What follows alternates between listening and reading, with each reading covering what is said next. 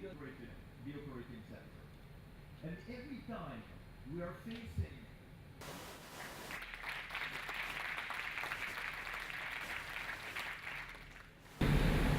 It was a most pleasure to be here today at the Sustainable Innovation Forum, taking place alongside the Bullet Zone, where the discussions are focused on the multitude of global practical effort taking place to address climate change.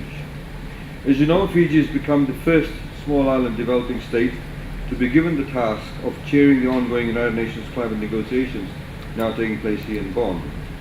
This is a role which requires the Fijian government to lead one of the most important international processes underway at present, bringing together over 192 countries to reach agreement on the detailed rules to implement commitments made under the Paris Agreement to address climate change for the period after 2020.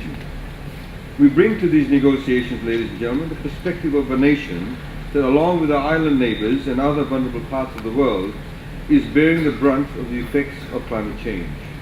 Over a year ago, the biggest storm ever to make landfall in the southern hemisphere, Cyclone Winston, killed 44 of our loved ones and devastated much of our economy, in fact equivalent to about a third of the value of our GDP. As both Minister for Economy and responsible for climate change, I'm acutely aware of the critical relationship between climate change, economic risk and economic growth. We understand the need for more innovative solutions around managing climate risk and adapting to climate change, building resilient economies, infrastructure, and ensuring that the finance exists to support these initiatives. To participate in events such as this highlights the incredible innovation that is occurring and that can assist with reducing emissions and building stronger and resilient economies. We will see discussions over the next few days on issues that include energy transition, energy storage, clean transport, climate-smart agriculture, building better cities, and fostering financial and sustainable infrastructure. The real challenge is how quickly can that innovation and those ideas spread to assist the most vulnerable communities. There's a wonderful idea spoken about earlier on. The challenge, of course, is from a different part of the world, a different perspective, is how soon can we have that uptake of that technology and the transfer of that technology to countries where there is very little technology. In this respect, as you think about developing such innovation, also consider how such innovation is developed and indeed spread to these countries.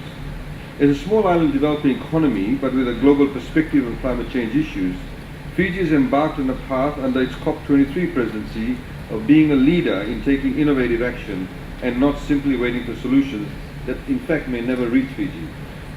First of all, we are being innovative in our approach to infrastructure development.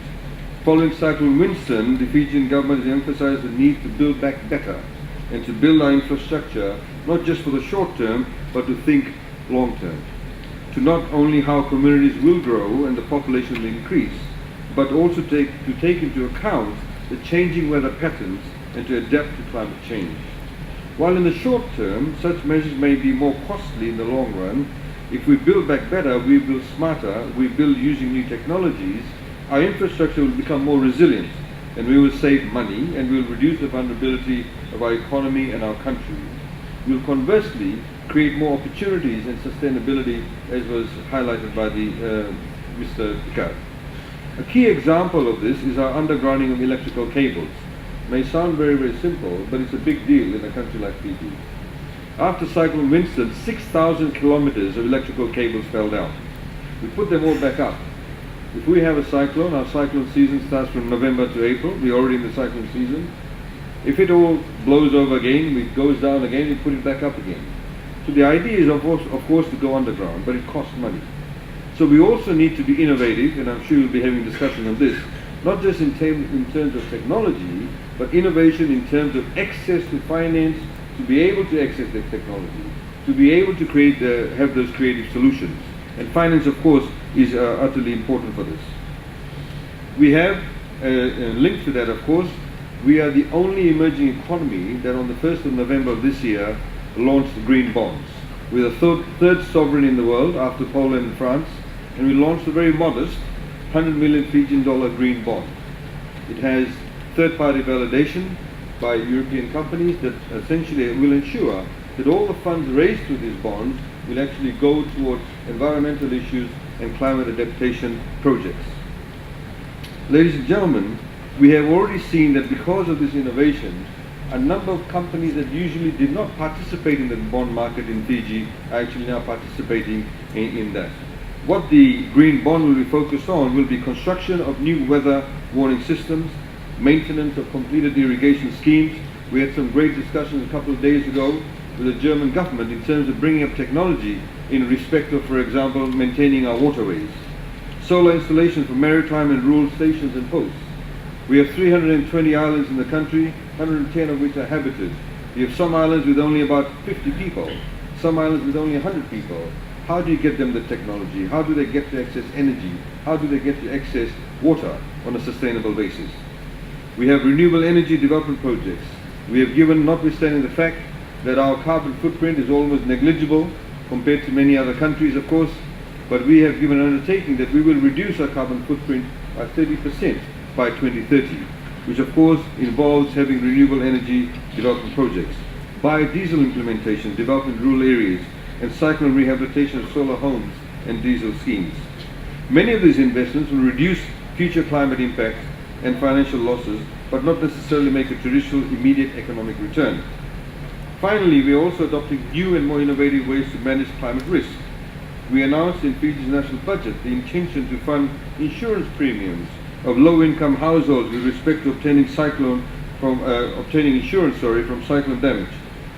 We are of course working with the various development partners, but the idea here again is to be able to allow people to access technology, or what may be considered fairly rudimentary technology, which does not exist in that part of the world, to be able to, for example, get an insurance product that will cover their homes in the event of a climatic event.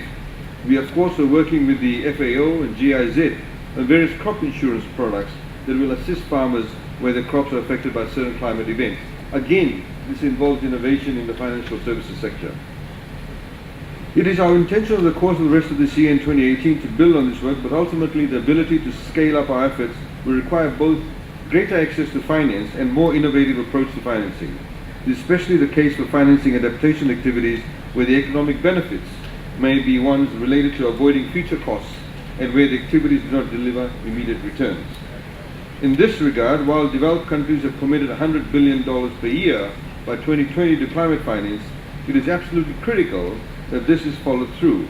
Not only is there a need to be a greater allocation for such funds to climate adaptation, but there needs to be greater willingness to allow developing countries to take receipt of and manage such finance. And also at the same time to ensure, as I've said, the uptake and transfer of technologies in countries where there is very little, or in fact, complete absence of such technologies. The $100 billion also needs to work with the $600 trillion invested in assets today and $200 trillion in stocks and bonds. They need to be redirected towards taking tons of carbon out of the atmosphere, reducing emissions, restoring natural systems, and building resilience for our communities. Only then will a rapid deployment of innovation actually be possible, ladies and gentlemen.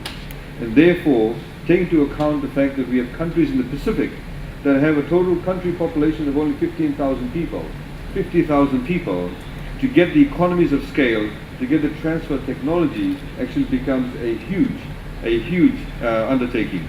And in fact, we need to continuously look at innovative ways of not just using the technology, but also how we can allow for the uptake of technology by being innovative into areas where there may not be economies of scale. Ladies and gentlemen, with those few remarks, I wish you very well over the next few days and trust that the Sustainable Innovation Forum for 2017 will be a great success. Thank you very much.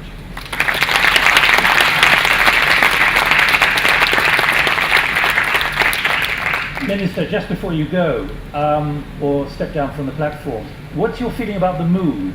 Is your feeling, and I asked the same question as I asked to Bertrand Piccard, that there really is a change of culture and mindset which is willing to move forward? As Rachel Kite said, why wait?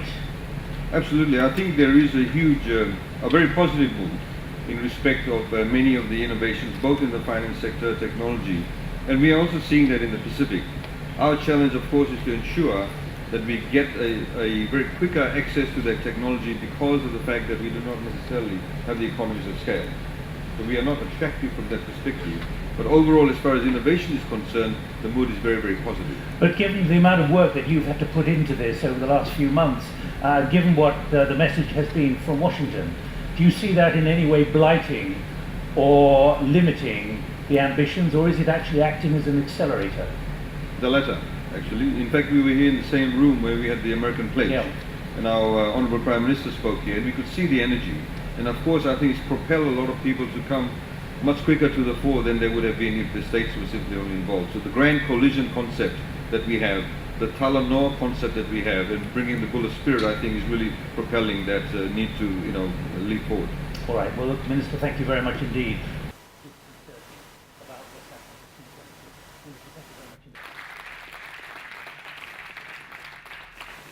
Many of you have just arrived, or today. And then I understood that it's the rest of the world that is in the past. For so many Poles, it was exactly the same. The connection between the lines. So you just needed one line